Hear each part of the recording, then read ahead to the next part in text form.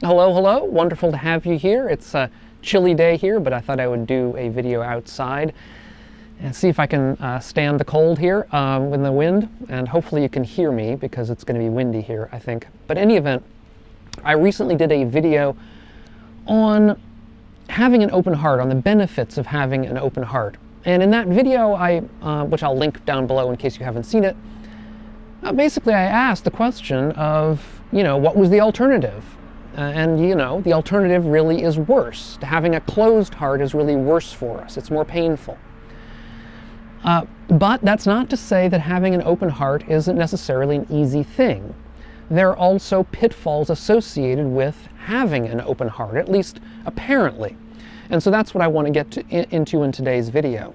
There was a very good article a while back in Tricycle magazine by the Tibetan teacher Dzigar Kongtrul Rinpoche, which I'll link down below, where he discusses what's called sewa, which is a kind of a kindness or open-heartedness that they recommend that we cultivate within Tibetan practice.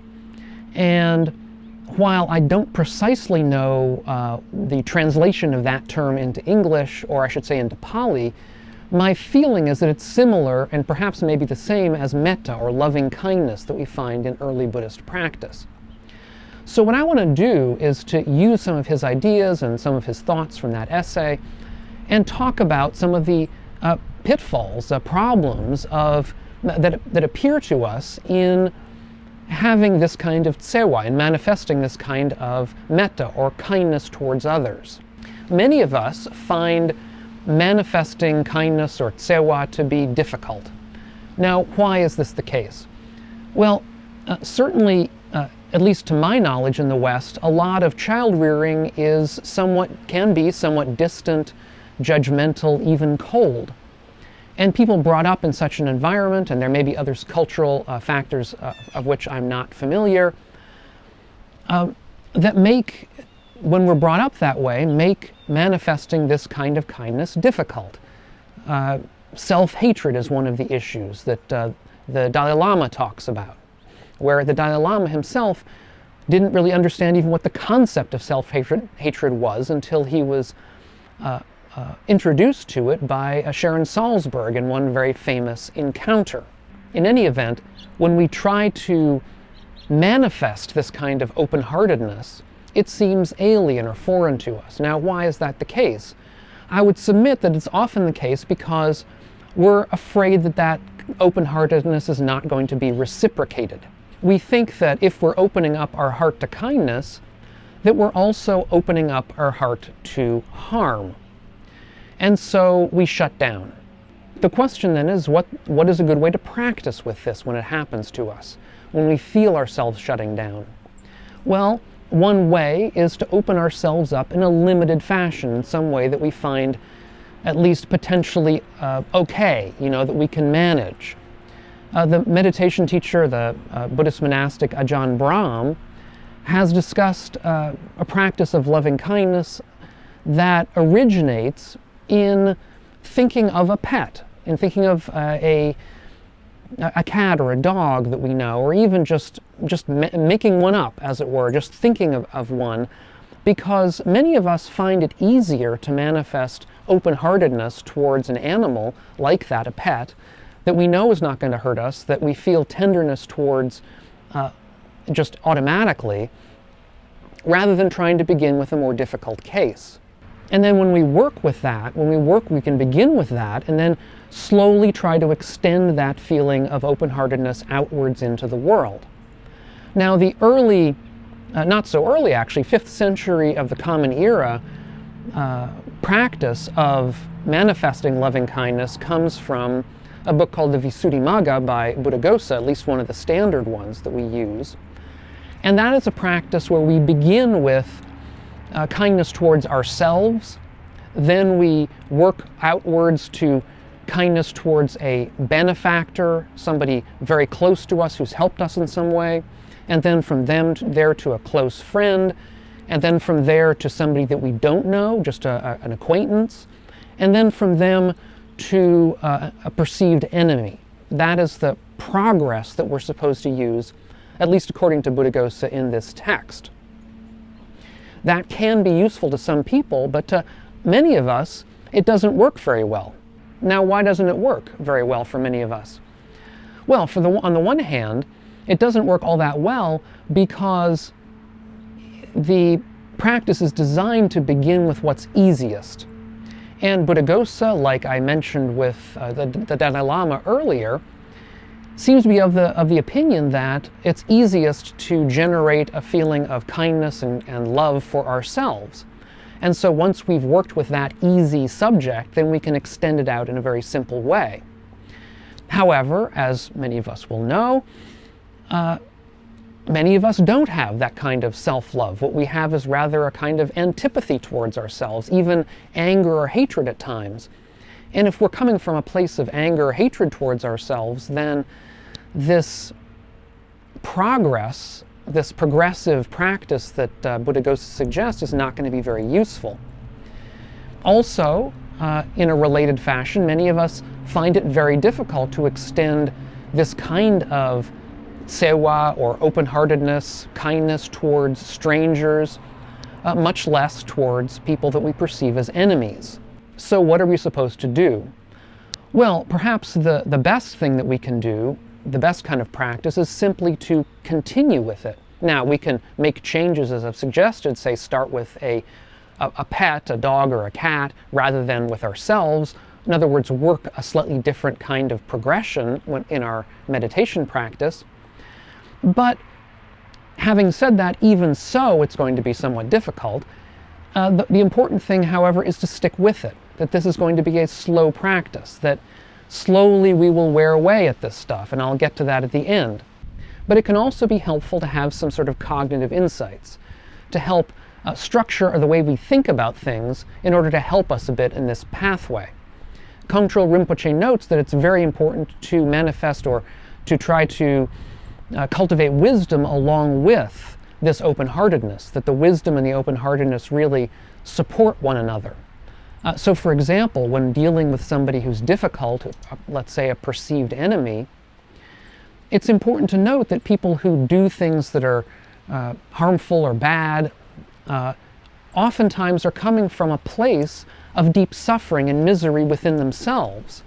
In other words, that anger that they manifest is because they are hurting. And when we come to realize that, then we realize that the actual wise approach to such a person who is being difficult or harmful to us is one of compassion. That is to say, we should have compassion for somebody who is in such a bad state that they're hurting people around them. That is to say that nobody is inherently bad, and that we're all in a process of change. And we're all in a process where what we manifest in our lives is due to our own causes and conditions. Now, even understanding this, we may still not be able to muster much kindness or much compassion towards such people, but I would submit that this is at least a start, that we at least begin to understand that compassion is warranted. And that's the place that we can begin the practice, seeing that there's a reason for it rather than not really understanding what we're trying to do. Now, many times when we shut down our open heart, when we become resentful and so on, it's because we feel that our pain and suffering comes from the fact that we have opened our heart too much. In other words, we blame our own suffering, our own problems for our open-heartedness. And this, I think, is another aspect where wisdom can be helpful. Because as Kongtrul Rinpoche notes, it's not that our open-heartedness causes our pain. It's rather that our grasping at things causes our pain. Essentially, what happens is that we often mistake entitlement for open-heartedness.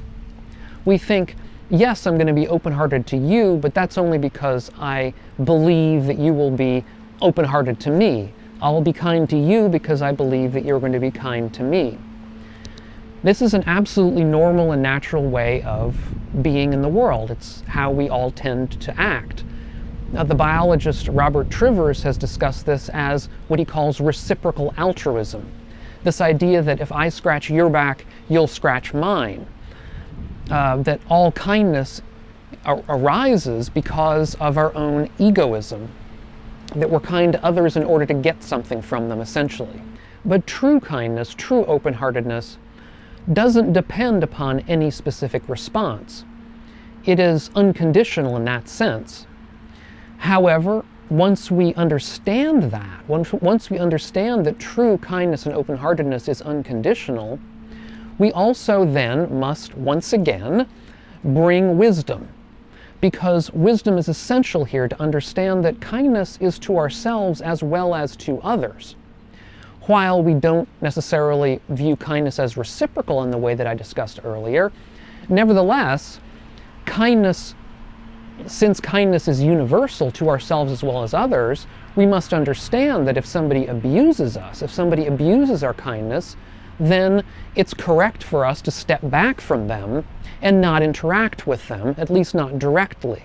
Now, of course, there are going to be cases where we can be helpful, where we can help somebody out of a situation where they're being hurtful and turn them to a different way of being, but there's also other cases where we can't.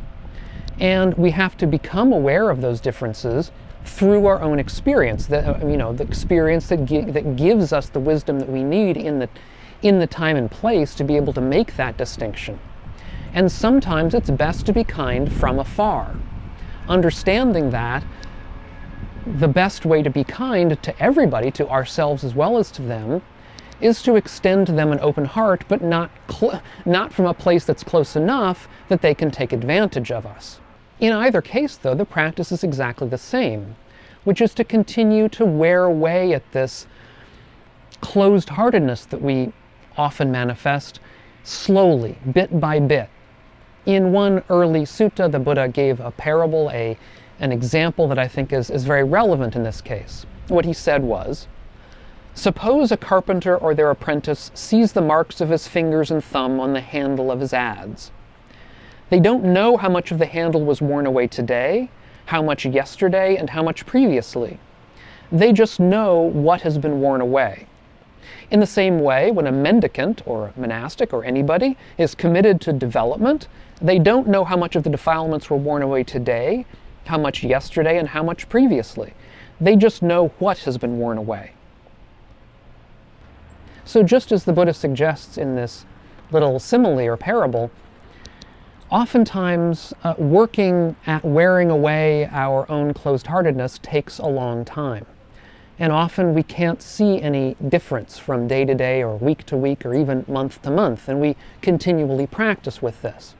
But I would submit that if we practice for long enough, for months or even years, we'll look back and notice the differences. We'll see those grooves that we've worn in the tools that we're using, and that we've made a difference in our own lives and probably in the lives of people who are close to us, who are dear to us, because we'll be more open to them.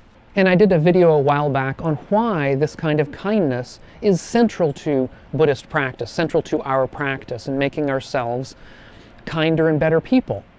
And so I'll leave a link to that video up here on the screen if you haven't seen it or want to see it again.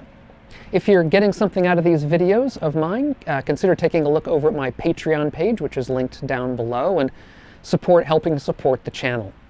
Thanks so much, and we'll catch you on the next video. And meanwhile, all of you, be well.